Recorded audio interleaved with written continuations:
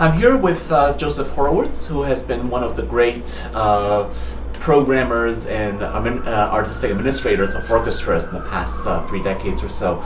So let me just ask, can you tell me what your training is? How do you get started in all of this? I'm an autodidact. Uh-huh.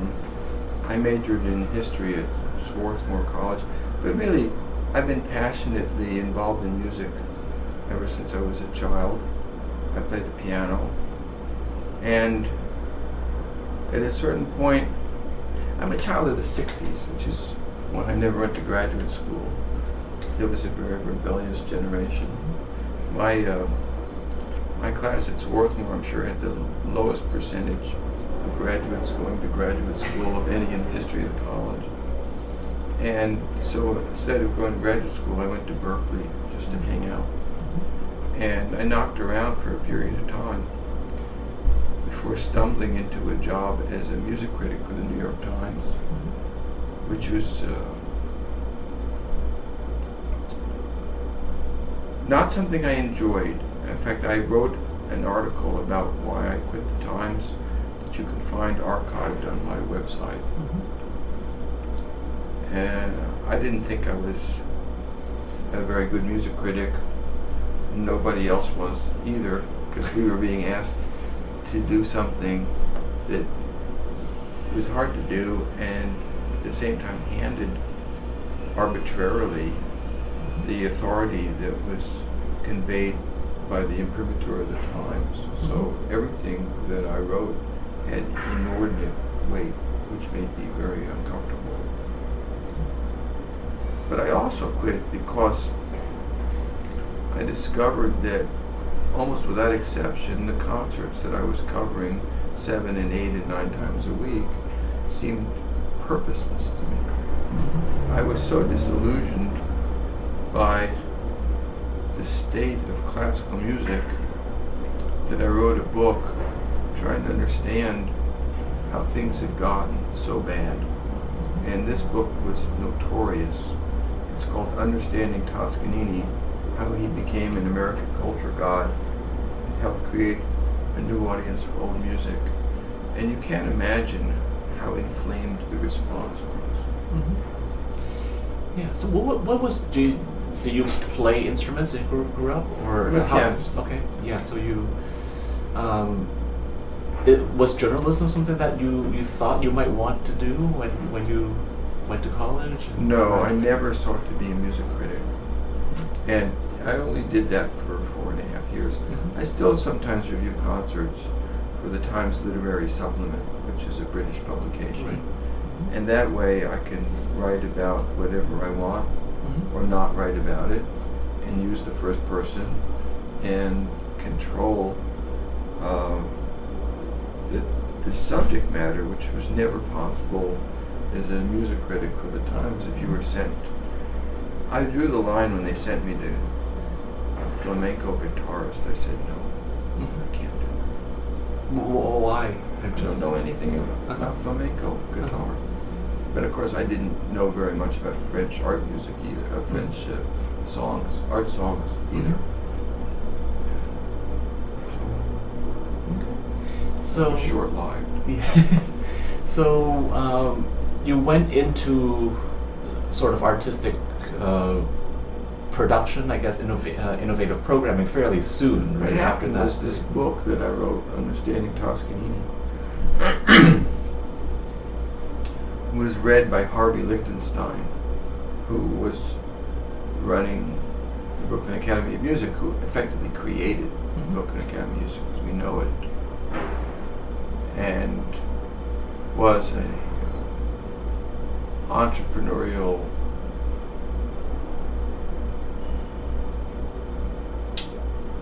factor in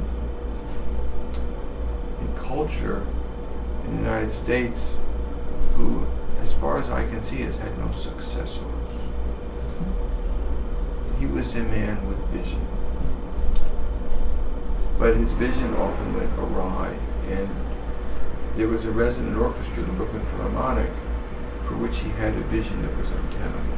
His vision was that orchestra would become part of the culture of the Next Wave Festival at BAM, which still exists. But an orchestra is not adaptable to the degree that a dance company is, or a theater company. It's really essentially constituted to perform the repertoire of the late 19th century. So you can do a lot of unusual things with an orchestra, but you can't make it a fundamental component of the Next Wave Festival. I don't know who was mainly responsible, but there was such a draconian change in repertoire that the orchestra lost over 2/3 of its subscribers in 2 years, which has to be a record. So when he took me out to lunch, having read my book, and having read at the end of my book my opinion that if there was a future for classical music, it would be at the Brooklyn Academy of Music because of the audience that Harvey had cultivated there, which is a very adventurous audience. He took me out to lunch and told me about his troubled orchestra, would I like to be involved. So I wound up running the orchestra as a result of writing that book. How did you come up with the approaches that you took in terms of thematic programming? It was because of the experience I had at the 92nd Street Y. When I left the New York Times, I became the program editor at the 92nd Street Y, which was then a leading concert venue in New York. And Omas Hirschbein, who was running concerts at the Y, had the crazy idea of performing the complete works of Franz Schubert, more or less chronologically. So it fell to me not only to annotate those concerts, but to create an annual event we called a symposium, which was an all-day Sunday event. And I made it thematic, so one year it was only about Errol Koenig, one year it was only about Schubert the man. And what I invented was something that didn't exist in New York at the time, which was an event that married the scholarly community and its audience with the lay concert-going public. I didn't do it very well at first, but I quickly got the hang of it, and I was able to select people who were both knowledgeable and able to communicate with a non-scholarly audience. So by the time Harvey took me out to lunch, I knew what I thought orchestras should be doing, which is what I've practiced ever since, thematic, cross-disciplinary programming. When you were at the Y, what types of audiences were you attracting? Do you feel that there was a new audience coming in because of this? So the Y had a niche audience. It was a German-Jewish chamber music audience. And it was an old audience, and it was a sophisticated audience, and it was an audience that was ready for something more, which is what we gave them at that symposium. And in retrospect, I can't say it was surprising. It was kind of a logical thing to do, but it hadn't been done. So ever since, I've regularly, I can't count the number of scholars that I've engaged over 20 or 25 years as partners, and very often as a necessary source of expertise. We were talking about Lou Harrison before. Right. So my go-to guy is Bill Alvis. Bill Alvis, who teaches at Harvey Mudd and has a gamelan, knows more about the music of Lou Harrison than anybody else I know. So if I want to do a Harrison concert, I not only email Bill, but I bring him to DC to speak about Harrison. So the next Harrison program we're doing, which is a percussion program, has mainly been programmed by Bill, and we'll turn it into an OXO CD. Great. So how was working in Brooklyn different than the Y? Oh, it was completely different because it was not an aged German-Jewish audience. The Y in the BAM in those years was really cutting edge, and the audience was incomparable. I wish that audience still existed. But can you describe it a little bit? It was people who wanted to. What Harvey did, his strategy taking this facility, which had fallen into oblivion, was to create programming that you couldn't find at Carnegie Hall or Lincoln Center. So early on, he brought Sarah Caldwell to do Lulu, which had never been staged in New York. He made a home for Merce Cunningham at BAM, sorry. Yeah. And he created a culture there that was incredibly fresh and attractive. So it turned out that people were more than willing to go to Brooklyn. He also ran a bus from Manhattan in order to find a performance venue that was stimulating and new. So how did you adapt to that audience based on your experience at the Y? Well, I'd say the biggest thing we did was the Stravinsky Festival. The scholar I contacted was Richard Taruskin. In fact, the reason I did the Stravinsky Festival is because I knew that Taruskin was writing a book which would show that Stravinsky's Russian roots were deeper and more important than we had been led to believe by people like Robert Kraft or by Stravinsky himself. Right. So no sooner did I contact Taruskin and say, we could turn this into public programming, and he said, you should contact Dmitri Prokofsky. I'd never heard of Dmitri Prokofsky. Prokofsky was an ethnomusicologist in Russia who had created a folk troupe that had trained, these were conservatory-trained musicians who had retrained their voices to sound like peasants, and they did field work. And they videotaped rituals which actually were thought to have disappeared, but which had been known to Stravinsky, including the ritual sacrifice of the Virgin that inspires the Danse Sacrale, the end of the Rite of Spring. And Prokofsky and Taruskin had never met. So this was a great event. They met, and when we did the Rite of Spring as part of that festival, it was preceded by the ritual which Prokofsky had videotaped, which is that of a straw effigy of the Virgin being violently dismembered. The straw was thrown into the audience, left on the stage along with the body parts, and the solo bassoon began the Rite of Spring. That was great. And it was as much a scholarly event as an event for the concert-going public. It was intellectually vibrant and musically fresh. The Prokofsky Ensemble also did their version of Lenos, which is staged as a Russian peasant wedding and contextualized by about a half an hour of reenactments of actual Russian peasant wedding music and dance. And they did their version of Bernard. So it was important.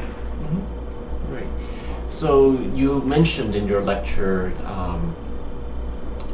part of what you want to do is to defamiliarize. Right. So what do you want to get out of this what do you want your audience to get out of the defamiliarization of these pieces? Well, you can only defamiliarize something that's familiar. Right, yeah, absolutely. Obviously, if you're doing the Lou Harrison Piano Concerto, it's not Right. pertinent. But the New World Symphony is very hard to listen to with fresh ears. So you've got to jar the audience into some new understanding. And that's a piece where the invitation is just sitting on a plate. Right. And what do you think the audience takes away after watching that type of concert I remember when I presentation? left this concert, I mentioned before that it began with the Dirge in the Indian Suite by Edward McDowell, which nobody hears today, the Amy Beach Gaelic Symphony. Then we did the New World Symphony with the visuals. The pre-concert was with Mike Beckerman, and that was our first presentation of the Hiawatha melodrama, which is now a full-blown 35-minute concert work. But in those days, it was Mike reciting verses by Longfellow to a tape cassette of excerpts in the New World Symphony. And he also premiered his reconstruction of the Song of Chibiabos from sketches for a Hiawatha opera by Dubois. And I remember leaving bam, in passing two gentlemen who were talking to one another about the concert. And one guy was saying to the other, that was almost too much to absorb. And I thought, great. Great. Can you talk a little bit about how you came up with the word post-classical? You need to say something other than classical music. It's an obnoxious term. It refers to the notion that classical music is the supreme musical stratum. And I say that having researched the etymology of the term and discovered that it originates with John Sullivan Dwight, at least in the United States. So the term I came up with, according to Alex Ross, according to Alex, I'm the first person to use it, which may or may not be true. It's post-classical music. I first used it in a book called The Post-Classical Predicament, and then when I co-founded an orchestra in D.C., a chamber orchestra, 11 years ago, we called it Post-Classical Ensemble, which is what it's called. Can you define the term a little bit? Post-classical is just a way, first of all, of not saying classical music. But it takes a broader musical landscape under consideration. When I was at Brooklyn, one of the templates I came up with was juxtaposing folk and indigenous and popular music with classical music that it inspired. So we did, say, a flamenco festival with flamenco artists, as well as doing work by De Falla and Surinat and Turina and Roberto Girard that was influenced by flamenco. And Stravinsky Festival with the Percussive Folk Ensemble. There was a Hungarian folk band. So these were post-classical concerts because they inhabited a much broader musical landscape than does classical music. And there are post-classical artists that I work with, like the bass trombonist David Taylor. If you go on YouTube and type in David Taylor Schubert, you can see him performing Doppelganger at the Kennedy Center with post-classical ensemble in a style that defies description. Is it jazz? Is it classical music? Well, it's post-classical. Okay. And I think that that's where a lot of the action is right now. On the fringe of what used to be called classical music. So you talk... You're Chinese, right? Yeah. So these Chinese composers are right on that fringe. And I think a work like Poems from Tang by Zhou Long is pretty high up there among of all the works we premiered in Brooklyn, I thought it was the best, and it endures. Yeah. Okay. So you talked a little bit about you're working within education at Georgetown University. Is it for mostly college students? Is it for adults? If you're going to do K-12? programming of the kind that I do, you would be squandering its potential if you weren't partnering with educational institutions, especially high schools, colleges, universities, and conservatories. And I believe that public programming in the humanities should be regarded, among other things, as an educational tool. This fall, I'm curating a Dvorak in America festival for DePaul University in Indiana, which has a visionary dean named Mark McCoy, who believes in the pedagogical usefulness of public programming. So this will comprise concerts for the community, but it's also a learning and teaching experience, all at one and the same time.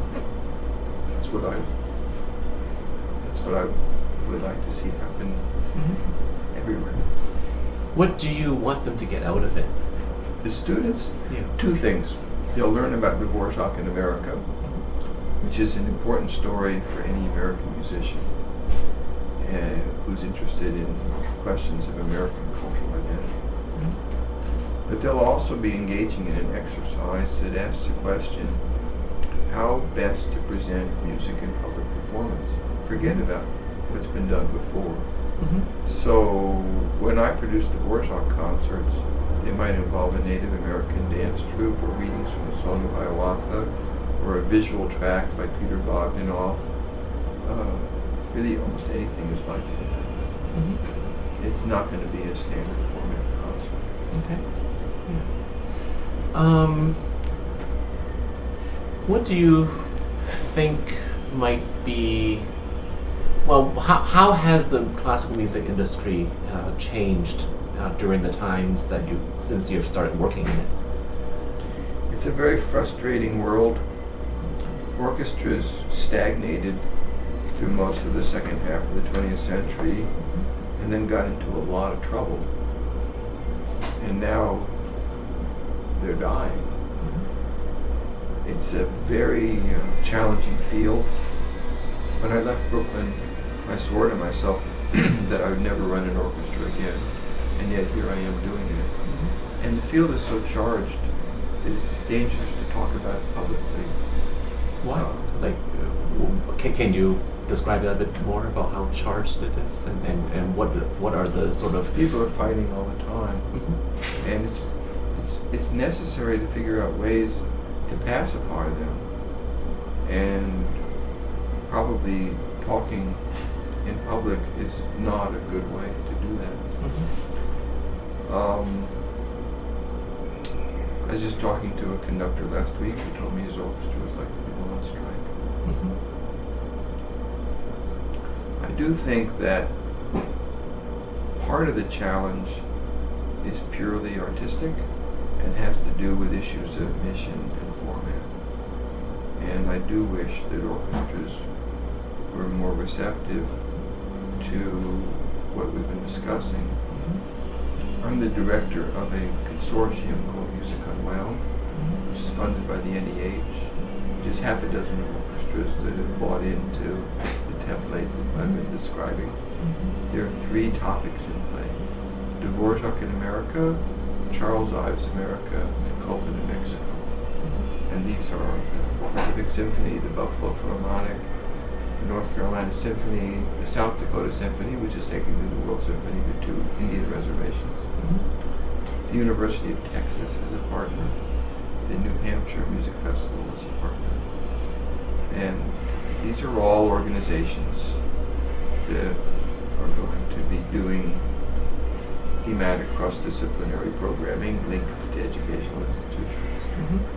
For some, it's easier than for others. Mm-hmm. So what do you envision happening in the next 20 years or so? Nobody knows. Orchestras will continue to fail. Mm-hmm. And I better know what I think should happen than I do what will happen. Can you say a little bit about what you think should happen and be beyond what you've already talked about, or? No, I think I've essentially told you what I think orchestras should do and be. It's what I've tried in Brooklyn and what I'm trying in DC. They're educational institutions. Mm-hmm. They collaborate with museums, with high schools, with conservatories, with universities. Their programming has an intellectual core. Mm-hmm. They don't primarily repeat standard repertoire and formulaic formats. Mm-hmm. My orchestra in DC has performed more than any other composer Silvestre Revueltas, Mm-hmm. because we feel he's a composer who's time to come. Mm-hmm. And I'm sure that 20 years from now he'll be better known than he is today, even though he died way back in 1940. We've been very slow to acknowledge his importance. Mm-hmm. The best way to be introduced to him is via film. Mm-hmm. He's a master film composer, and the best film is called Redes, Mm-hmm. made in 1935. It's an iconic product of the Mexican Revolution. I couldn't begin to describe to you the magnitude of the achievement of merging sound and the moving image in the three crucial sequences in this film. Mm-hmm. One is the funeral of a child, one is when the fish come in, Mm-hmm. and the third is the very ending of the film. These are three of the greatest achievements in the history of cinema Mm-hmm. for the marriage of music and the moving image. Mm-hmm. And so Horowitz is a great composer for orchestra with his own sonic. Right. We partly don't know him because he's Mexican, Mm-hmm. so he's stigmatized. Right. So how do you think music education can help with this transition that you hope to Well, take Mark place? McCoy, who I mentioned 10 minutes Yeah. ago at DePaul, has undertaken to preside over the first reinvention of a music school. And it will happen there. He has the support of the president, the provost, and his own faculty. And it's just starting, and one of the first things he's doing is this Orchestral Festival that I mentioned. The two ideas that always are obvious to me, which are not self-sufficient, are that pedagogy should include public programming that's created by the students as an exercise in asking the question, why be a musician? What's the audience that I seek, and how do I wish to interact with that audience, and what's the best format for presenting what I have to say? Mm-hmm. The other thing that's obvious to me is that the curriculum has to prioritize the institutional history of music. And when people teach the history of music, they should throw out the old template, which is history of composers, and treat a much broader topic, which is music and society, which includes the history of the orchestra, the history of conducting, the history of specific orchestras. This is the story I try to tell in my book, Classical Music in America, which includes composers, but also orchestras, opera companies, presenters, instrumentalists, conductors. That's the picture that I think has to be taught. And I don't think it's happened yet. So, for somebody who's interested in getting into the type of work that you're doing, what advice do you have for them? I gave a talk at the School of Music at the University of Illinois half a dozen years ago for the graduating ceremony. I was the speaker. It's on my blog. You can easily access it. And what I said was, pick a mission. Decide what it is you wish to do. It could be a mission for a composer or a piece of music or a new type of concert. But the sooner you find a mission, the better. So what do you think is your mission? My mission, which I stumbled into, was to try to understand what went wrong and fix it. Okay, great. That's all the questions I have. Is there something that you want to talk about that I haven't asked you?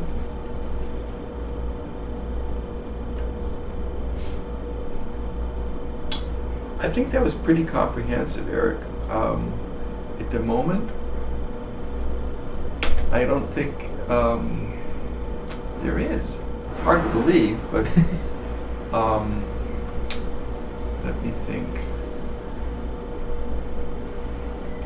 You know, my colleague, Larry Starr, is to say another guy who was a historian of American music, at the University of Washington, took my book as a text, Classical Music in America, and taught it. That was the course. You had to read my book.